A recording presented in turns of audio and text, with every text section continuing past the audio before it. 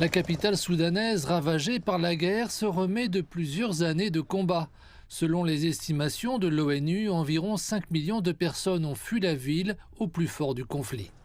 Mais depuis la reprise de Khartoum par l'armée en mars dernier, l'ONU estime qu'1 200 000 personnes sont revenues. Beaucoup ont toutefois trouvé une ville à genoux, avec des services à peine fonctionnels et leur logement en ruine et sous les décombres. Malgré tout, le message du gouvernement aux habitants assiégés de Khartoum est un message d'espoir et de résilience. Nous nous concentrerons sur les moyens de subsistance et la sécurité des citoyens. Notre priorité absolue après le retour du gouvernement à Khartoum est le bien-être et la sécurité des citoyens.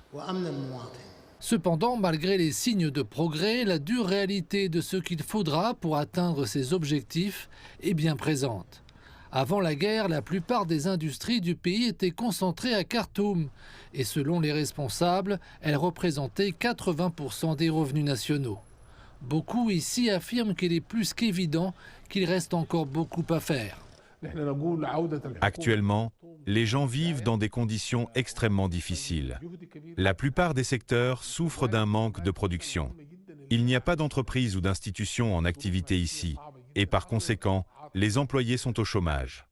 D'autre part, la bataille pour le contrôle des territoires se poursuit à l'ouest où les forces de soutien rapide renforcent leur emprise sur les régions du Darfour et du Kordofan.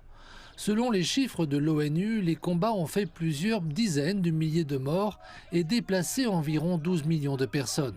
Après plus d'1 millier de jours de combat, les efforts extérieurs visant à servir de médiateurs dans le conflit continuent de se heurter aux obstacles.